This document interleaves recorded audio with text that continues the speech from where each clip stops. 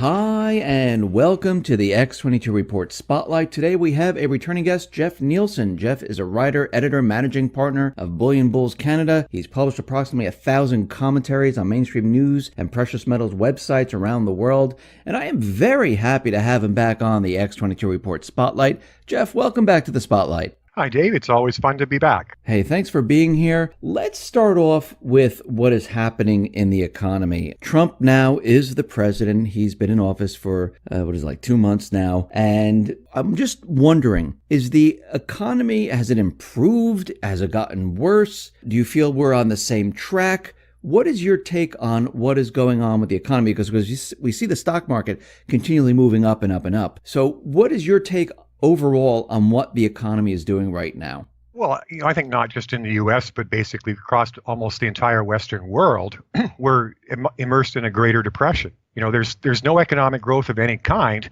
All we have are falsified statistics designed to pretend that these economies are growing. Because if you look closely at the numbers, there's no possible way that anybody who understands what the numbers mean can believe that these economies are actually growing. I mean, do you think we're in a recession? Depression. So you're going as far as a depression. And I mean, all you have to do is go to your local shopping mall. There's been a massive construction boom in residential housing, but there's no new shopping malls being built in Canada or in the U.S. In fact, I think it's been well over a decade since a single major new mall has been constructed in the U.S. So the question is, you've got all these new houses being built, all of these new apartment buildings being built, and of course our population's growing. Well, where's the commercial space to support all of this residential development? It isn't there.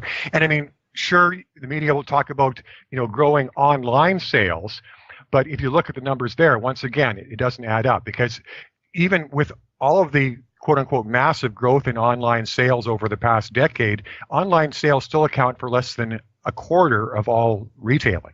And I mean, so this is still a small minority of the retail sector, and it doesn't explain, why supposedly growing economies don't require any more commercial shopping space. And it's very interesting when we're talking about retail and things like that. I saw on Yahoo News where they're saying the retail apocalypse has hit, and they're saying that starting in 2017, going the first half of 2017, there's about 3,500 stores that are going to be shutting down. And we know Sears, JCPenney, Payless is going to be closing down 1,000 stores. So we definitely see that things are deteriorating very, very quickly, because they're just talking about the first half of 2017 and having so many stores shut down, which means that there's going to be a lot of people unemployed, which means where do they find work? I mean, this whole thing seems to be like it's just completely breaking down very, very quickly now. Even though the stock market's going up, the real economy seems like it's breaking down and getting worse. Beg to differ somewhat when you characterize this as a rapid change,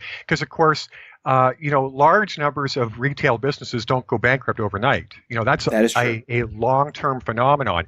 So, but of course, what the media wants to do is to portray things like these as quote-unquote sudden events. So, of course, when the crash of '08 hit, that was supposed to be a surprise and a shock and a sudden collapse. Well, of course, anybody who was paying attention, noted that the U.S. economy had clearly peaked at the end of 2006, was already starting to turn lower in 2007, and by 2008 it was already in complete free fall. But yet, according to the mainstream media, everything just basically fell apart in the fall of 2008. Well, it's total fiction. And the same with this narrative about the retail sector. There's no sudden apocalypse occurring. What we've seen is a steady grind lower for the better part of 15 years. And, all you have to do is look closely at each U.S. holiday shopping season. And, every year it's the same ridiculous charade. You get to Black Friday and you get all of this ludicrous propaganda from the mainstream media about, oh yeah, it's going to be a great year. Projections are for, plus X number of percent. And I mean, every year, by the time the dust settles, it's the same thing. Retailers reporting terrible sales, blah, blah, blah. The only U.S. retailer that didn't have a disastrous shopping season this year was Walmart. Well, it doesn't mean the retail sector is strong. It means that the U.S. consumer can't afford to shop anywhere else. They have to go to the bottom of the barrel because that's the only place they can still afford to shop. So, you know, when that's the state of the economy, you know, there's nothing sudden about that. The U.S. consumer didn't suddenly end up penniless. You know, this is a long, steady grind of increasing unemployment, steadily lower real wages, and of course it manifests itself on the bottom line of the retail sector.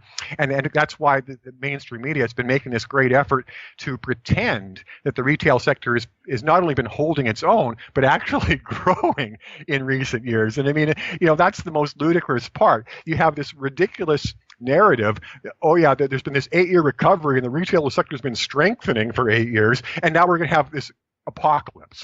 Well, how does that make sense? Of course it doesn't make sense. No, it really doesn't. I wanted to get your take on what the Federal Reserve did, because when Trump was elected in November, in December, they decided to raise the interest rates by 25 basis points. Then they decided to raise the interest rates again, another 25 basis points. And they're expecting to raise it again, maybe a second time, or actually a third time, a fourth time. Is this the right time to start raising rates? Well, it is if you want to create a good crash.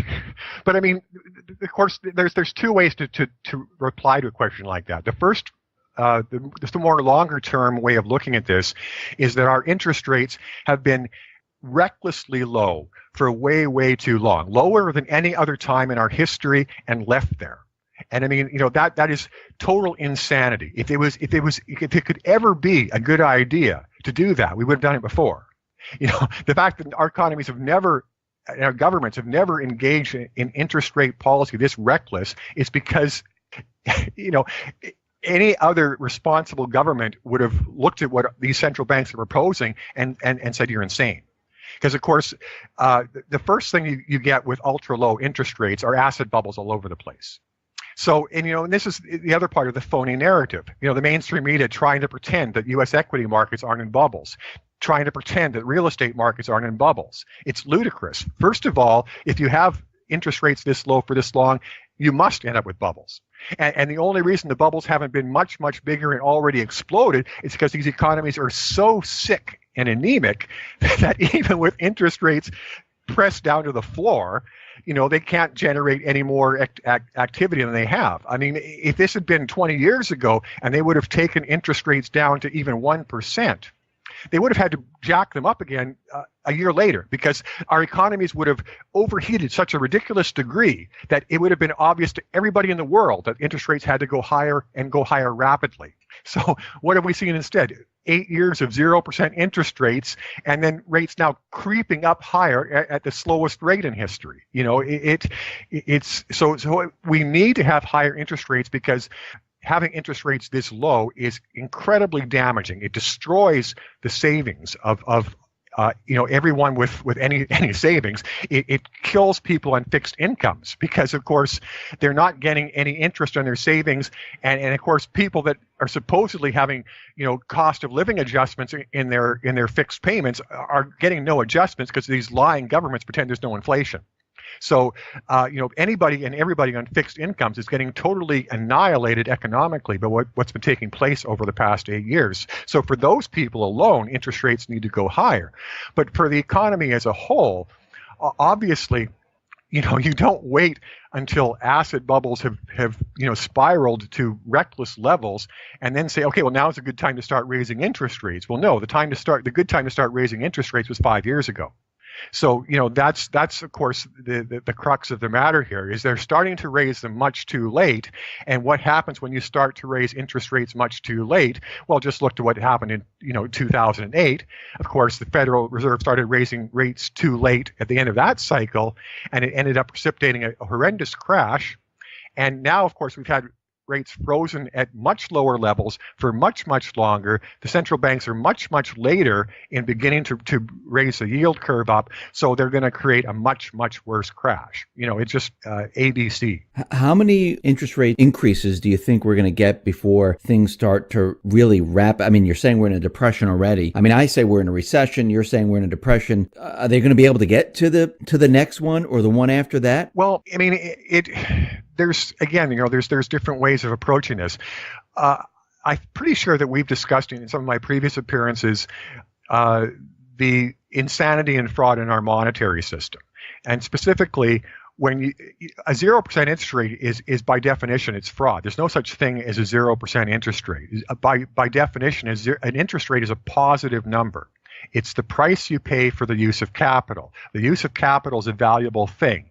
You can never have free capital. That's inherent fraud. If you were to try to do in your own personal financial affairs, to do some 0% interest loans, and then you reported those transactions to the IRS would say to you, no, Dave, what you're calling a 0% interest loan is a sham transaction. We're going to call it what it really is. We're going to call it a gift, and we're going to tax you on that basis. So when the Federal Reserve claims to have been loaning trillions of dollars to Wall Street banks at 0% interest, that's not what happened at all. It gave trillions of dollars to the Wall Street banks.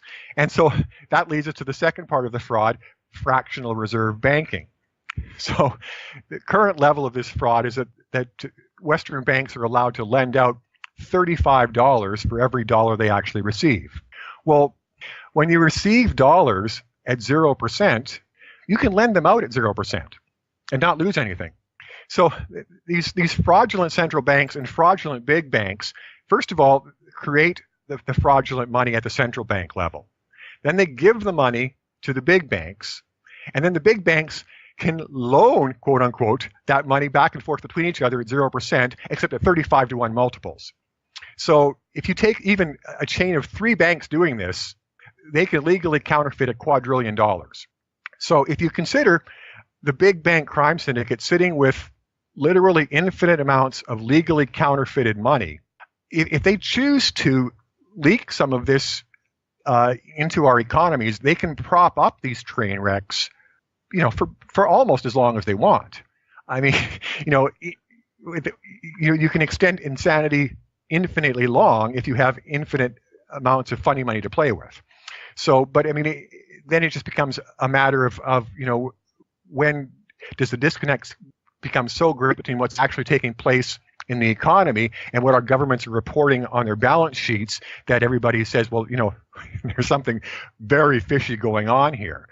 But absent the banking crime syndicate propping up our governments with their funny money, there's very little capacity to withstand interest rate increases in any of these economies. So we have interest rates moving up. We have the real economy, which is in a depression. And then we have the debt ceiling, which came up March 15th, but it looks like we did not hit the $20 trillion mark. Looks like Trump was able to cut some of the budget, and he was able to bring down the debt about $100 billion or so. So it looks like we're at 19.8 right now. Now, from what you're looking at, are they going to raise the debt ceiling once again and kick the can down the street and say, okay, we'll revisit this 8 months later? Well, of course, I hate to be doing this to you again, but there's 2 ways I can answer that question. So just to start with, what the U.S. calls its national debt is a totally fictitious number that has no resemblance at all to the real world. I'm sure you've heard many times in the past about how the U.S. has this absolute mountain of quote-unquote unfunded liabilities, and that people such as Lawrence Kotlikoff are estimating that those unfunded liabilities total approximately $200 trillion. So, talking about a debt approaching $20 trillion when you're acknowledging that there's $200 trillion in obligations that you're not putting on your balance sheet, makes the $20 trillion a totally fictitious number. And part of the reason it's fictitious is direct government fraud. And I don't know if your audience is familiar with this, but one of the devices the U.S. government has used to cook the books, and this goes all the way back to the Clinton years, is borrowing from itself. And of course, the fraud there is that the U.S. government has various quote-unquote trust funds. And I'm sure all of your listeners know what a trust fund is. That's a pile of money with very strong safeguards in place to make sure it can't be encroached upon for the wrong reasons. And so the U.S. government has all of these trust funds, Social Security, Medicare, blah, blah, blah. And of course, it means that that money is only for one purpose. The Social Security Trust Fund is to pay Social Security premiums. The Medicare Trust Fund is to, pay for Medicare, et cetera. Well, what the U.S. government has been doing is borrowing out of these trust funds. I don't know if any left in them. So of course, this is total fraud, because if it didn't borrow these dollars, it would have to report them as debt. But by borrowing from itself, it calls this borrowing a liability. So the U.S. government has fraudulently converted trillions of dollars in liabilities over the past 20 years into quote unquote unfunded liabilities through this fraud of borrowing from itself. So, the U.S., even in the most narrow definition of national debt, the U.S. is way over 20 trillion already. It just has been engaging in such fraudulent bookkeeping that if a corporation ever tried to do it, people would be going to jail right, left, and center instantly. I mean, no doubt about it. Even in the lax accounting rules of the United States, corporations could not get away with what the U.S. government is doing for 2 seconds. It's total fraud. So, but to get back to the original question, well, of course, they're going to have to continue to raise the debt ceiling. I mean, there's only 2 choices: raise the debt ceiling or debt jubilee.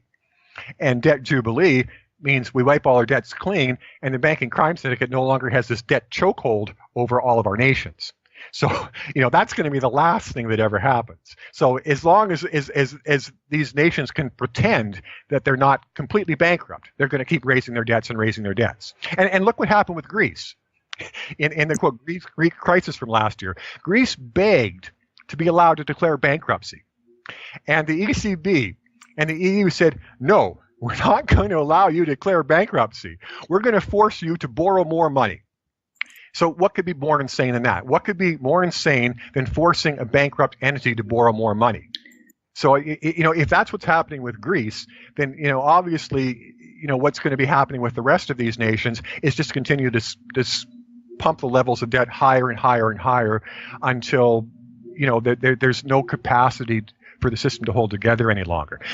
And you see, and this is also a big part of the reason for fraudulently manipulating interest rates this low, is if interest rates were at any quasi-rational level, these deadbeat debtor nations would have already been driven into bankruptcy. When Greece declared bankruptcy for the first time in 2010, it happened after the banking crime syndicate drove its interest rates up to 30%. So, and I mean, it was ridiculously bankrupt. It defaulted in 75% of its debts in 2010, and 2 years later, it was already bankrupt again. So, with the U.S., I mean, if it was forced to pay a market rate of interest on these massive debts where there's no prospect of ever repaying them, the U.S. would be paying, 8, 10, 12% interest on its own debts, and it could handle that for about 6 months before the whole economy would blow up, at the most. And that's assuming that, of course, the banking crime syndicate doesn't, flood its funding money in there to prop it up.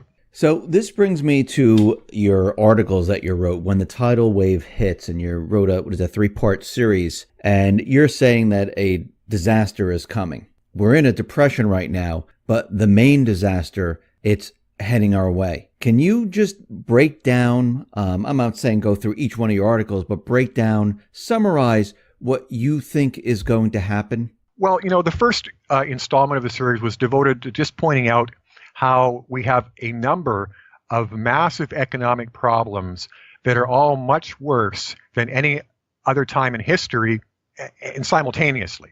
So we've had, serious problems in the past. We've had serious unemployment problems. We've had, debt and deficit woes at various times. We've had horrendous asset bubbles at various times. But we've never had all of these things all together and at the worst levels of history, and much worse than any other level of history. Like I was saying before, our governments aren't simply insolvent; they're bankrupt. If they were corporations, they would have already been forced to declare bankruptcy. So that's strike one against us. Strike two are these ridiculous asset bubbles, and of course we've dealt with that. Put interest rates at ridiculously low levels, you're going to create the biggest asset bubbles in history. They're here. And and there's no and of course, because these asset bubbles are derived from these recklessly low interest rates, there's absolutely no possible exit strategy. If these asset bubbles had somehow come into being with interest rates at 2 or 3%, well then maybe there's some leeway of pricking the bubble without some catastrophic event. But when you have interest rates, pressed down to the floor, and basically that means like the accelerator pressed down to the floor in our economies, and you leave the accelerator at the floor for 8 years, there's no easy exit from that. Imagine being behind the wheel of a car and just having your foot pressed to the floor for 8 years. Well, long before you get to 8 years, you're going to crash into something. There's no way you could ever drive full speed for 8 years. So I mean, that's strike two, is the asset bubbles. And then, the other side of things is we've got this horrendous combination of the worst structural employment in our history and the lowest wages for our workforce. The disconnect between rich and poor has never been this great. They talk about it being similar before the crash of 29, but it wasn't this bad. So, and of course, that's another cause for the crash of 29, the huge disconnect between rich and poor. 2,000 years ago, Greek philosopher Plutarch wrote that an imbalance between rich and poor is the oldest and most fatal ailment of all republics.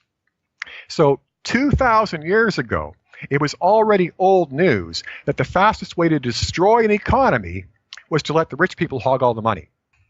So, our ridiculously insane, extreme, ultra-extreme right-wing governments have been doing everything possible to funnel all of our economic wealth into the hands of the top 1% for the past 15 years. Well, where is that going to lead? Well, just ask Plutarch. He knew the answer to that 2,000 years ago. None of the clowns in the mainstream media know the answer to that today. When this tidal wave hits, when everything starts to really fall apart, are we looking at a similar situation that we had back in 2008 or maybe back in 1929? Or are we looking at something completely different? And if you can, if you have the answer to this, what is the everyday person? What are they going to experience? I mean, people have their pensions, people have their savings, people are working in their jobs, people go to the grocery store, people are living their everyday lives. How much of it is going to change? Ultimately, as I was saying before, we are going to be forced into a debt jubilee. The government debt levels, the corporate debt levels, the personal debt levels are way beyond the point of these debts ever possibly being retired and repaid. That can't happen. So when the debts spiral out of control, there's only one answer. And I mean, that's been the answer for more than 2,000 years. And, at one time, debt jubilee, in Christian, back in the ancient Christian times, debt jubilee was a phenomenon they had every 20 years or every 50 years. And it was scheduled because the idea was, well, that's how long it takes us to go insane and blow ourselves up with debt. So this is there's nothing controversial about saying we're heading to debt jubilee. It must happen, but before we get there, how bad can things get? So look at Greece. Greece has been when the government was still honest, before the bankers got to their current government and corrupted them and got them to accept all this new debt and accept all the other economic crimes against humanity that are being posed on Greece.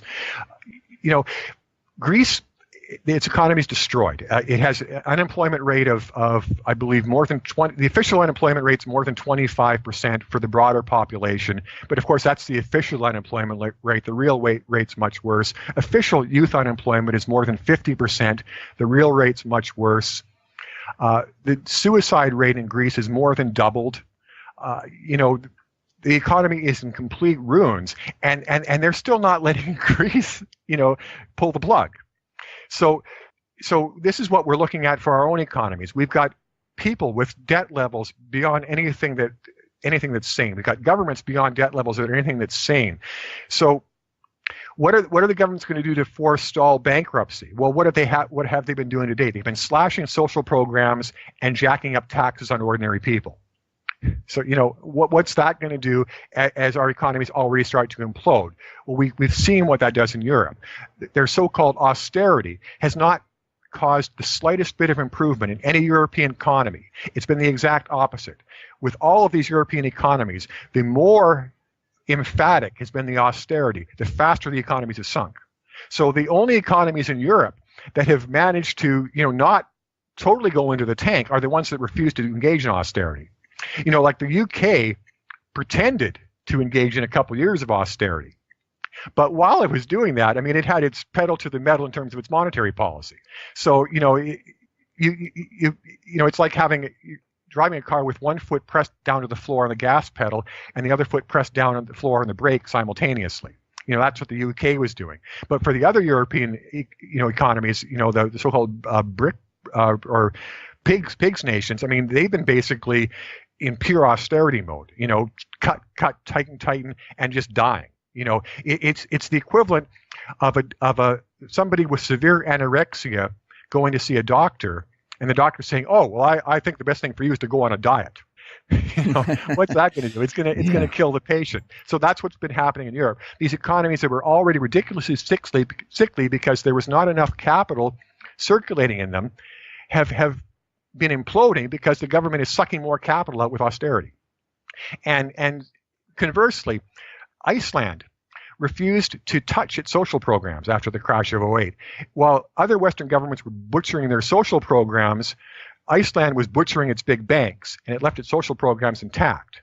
So, of course, today, Iceland has the strongest economy in the West, and everybody else is going bankrupt. But so to sort of backtrack to where you're going originally, so, what we're heading for is going to be so much worse than the crash of '29, because in 1929, people were still solvent at the household level. Our governments were completely solvent. Corporations were, with occasional exceptions, solvent. So there was a capacity to withstand a downturn, because when solvent entities, are faced with a contraction, they can cannibalize resources and savings. Well, there's nothing to cannibalize. Our governments have been doing all of their cannibalizing during the so-called good times. They've cannibalized everything they could, and that's so. That's why we've gone past the era of quote unquote bailouts, and we're now in the era of quote unquote bail-ins, because when the big banks come screaming for their next handouts, i.e. their next round of blackmail, there's nothing at all that our governments can hand to them. They've got nothing left anywhere. So the only thing they can do to satisfy the appetite of these criminal big banks is start stealing out of private accounts of ordinary people. So that's what the bail-in's all about. There's nothing left for our governments to cannibalize, for anything, and certainly not for the crash in our economies that's coming. So, this is the problem. We're facing the worst crashes in history spread across every facet of our economies, with no resources to withstand even the slightest downturn. Now, do you think savings, pensions, the dollar, do you think that that's going to disappear during this crisis? Because when we go back to 2008 and you heard them talk that, people wouldn't be able to get cash out of the ATM, insurance companies like AIG, the big banks, they would all go under. If you're saying this is going to be worse than 2008, then we're looking at a catastrophic failure of the system, where even the funds people have, that's not going to be accessible. They're not going to be able to get to it. Well, okay, so the catastrophic failure in 2008 was our weak governments caving into blackmail. The only responsible strategy in 2008 was to put all the big banks to death immediately. And that's capitalism. In capitalism, a quote-unquote recession and quote-unquote deflation is a healing mechanism. Deflation is what occurs in capitalist economies to purge malinvestment and to purge bad debt. So this, of course, is why this banking crime syndicate is insanely phobic about deflation, and why they have their propaganda machine preaching to us over and over again that deflation is the worst thing that could ever happen in the universe, because it's the worst thing that could ever happen in the universe for the banking crime syndicate. And so this is the whole point, is that there's no capacity in the system to withstand what always happens in a downturn, which is deflationary pressure. So, in the Great Depression, for all the horrors of that episode, there was never any danger of our governments going bankrupt. There was a long period of retrenchment and a lot of bad debt and malinvestment to purge, but that was what healed the economies. The Great Depression wasn't the disease. The Great Depression was the cure, The disease was what happened before that. So, what's going to happen to our economies is what has to happen to heal these totally hollowed out economies where everything has been skewed. Like all of the wealth in our economies has been misallocated. So in any rational economy, the financial sector is not 25% of the economy. In a rational economy, the financial sector is 5% of the economy.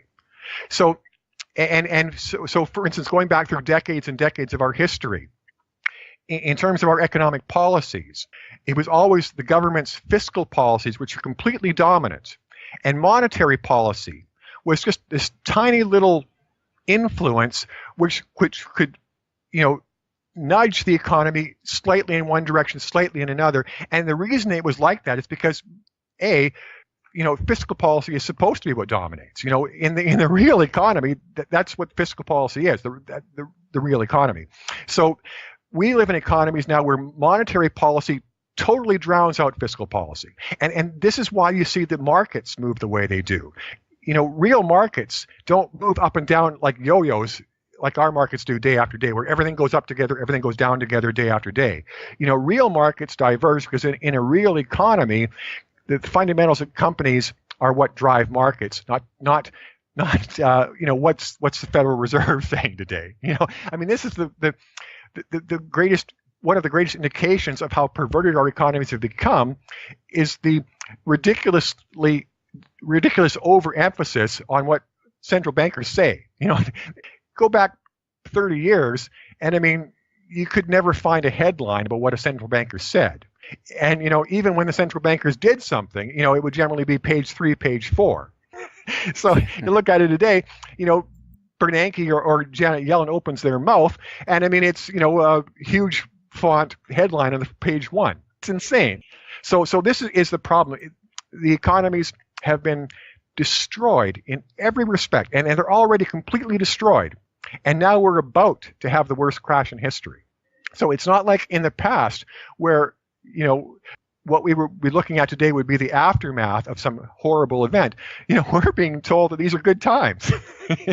A recovery. The U.S. economy has been completely destroyed. It's been on a steady downhill incline for 20 years, and yet, we've all been led to believe it's been, has had an 8.5-year recovery. I don't want to put you on the spot here, but we're talking about this and we know it's coming. We know that a lot of this, what we've been seeing, is completely manipulated. It was a gigantic illusion that they kept most of the people in the dark of what was really going on, pretending that we were in this recovery. Here we are today. When do you think that things will start to really come down where people notice? And I'm not saying like, oh, it's happening already, because yes, I understand that, you understand that, but there's many people out there that are just completely sleeping. They don't realize, because they're looking at the stock market and they're saying, well, look, it's 20,000 points. It's going up. The economy's good. When will they start to notice that things aren't doing well? Well, I was totally convinced that the bankers were going to pull the plug last year. And I'm sure you remember me talking about that.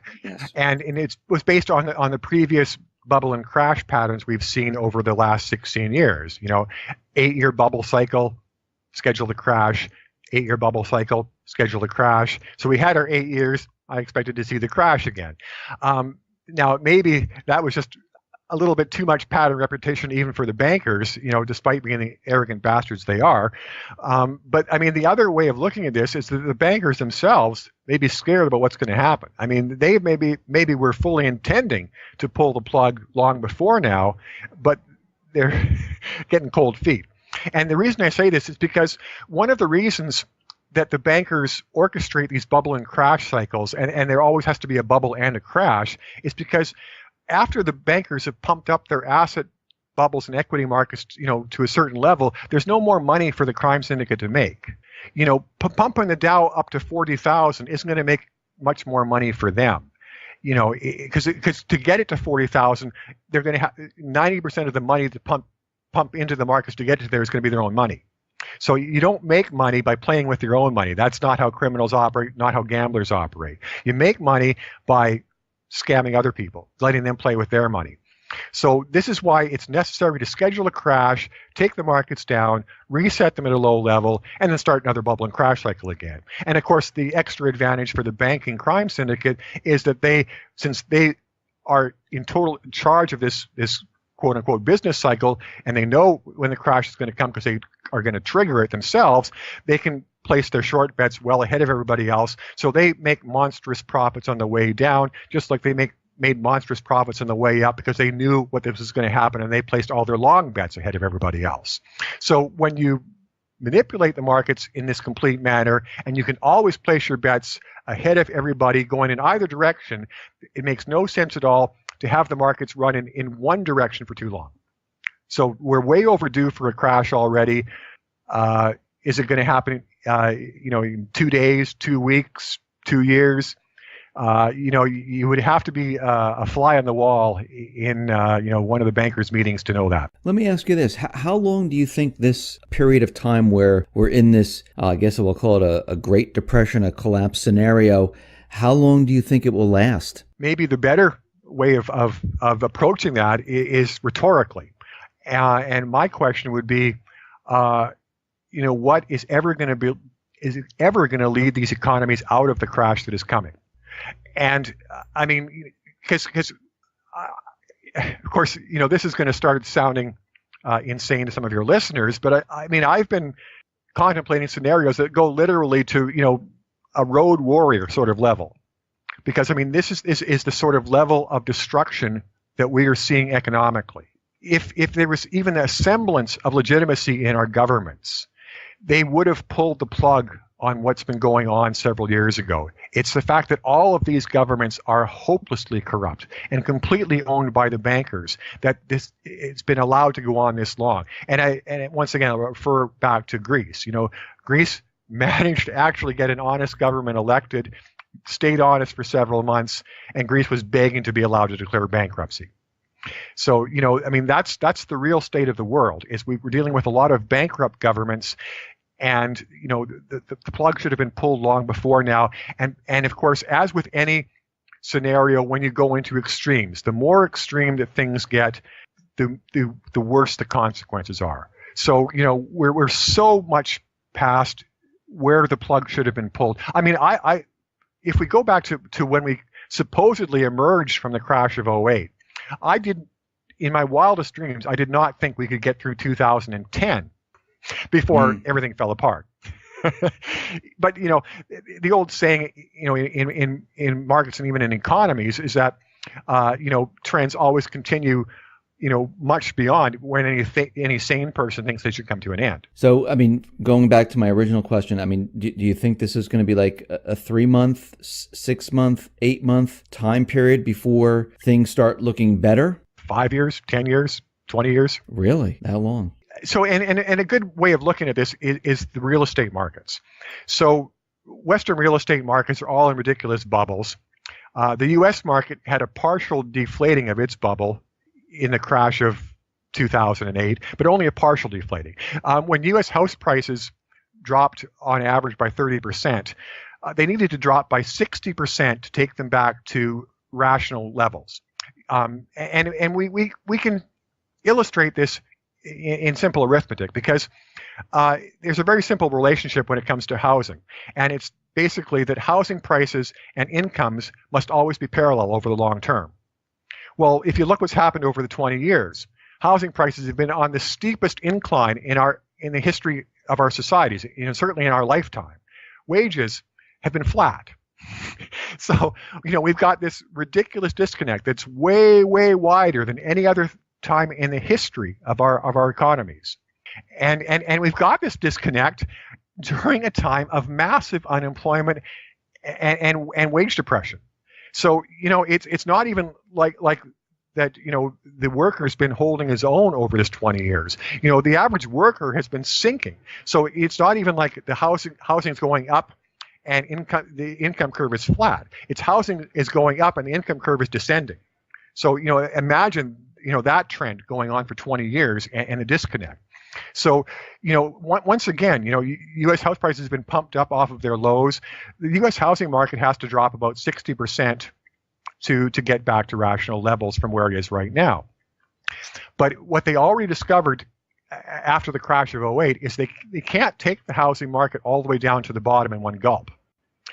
Even when they took the U.S. market down 30% after the crash, or in the crash of '08, what they discovered was they were driving homeowners into foreclosure and bankruptcy so quickly that they couldn't even foreclose as fast as they needed to. So when the banking crime syndicate decides to trigger the big crash, they will have to take our real estate markets down in several stages. It probably is going to be like a 15% crash really fast, and then it'll supposedly level off so that they can process all the people that have been wiped out and steal their homes. And then it'll be another 15% crash and a supposed leveling off, and then steal all the homes from those people, and then another 15% crash, blah blah blah. And of course, it's even worse in Canada. There's been no correction in Canada's housing prices. The city I live in Vancouver, it's one of the most insane housing markets in the world, and it would be worse. But fortunately, our provincial government got cold feet, and they instituted a tax on foreign buyers, which is basically kneecapped our housing market. And Vancouver's already started to turn lower, but Toronto, it's still maximum bubble mode. And so, these markets are overvalued by a minimum of 75%.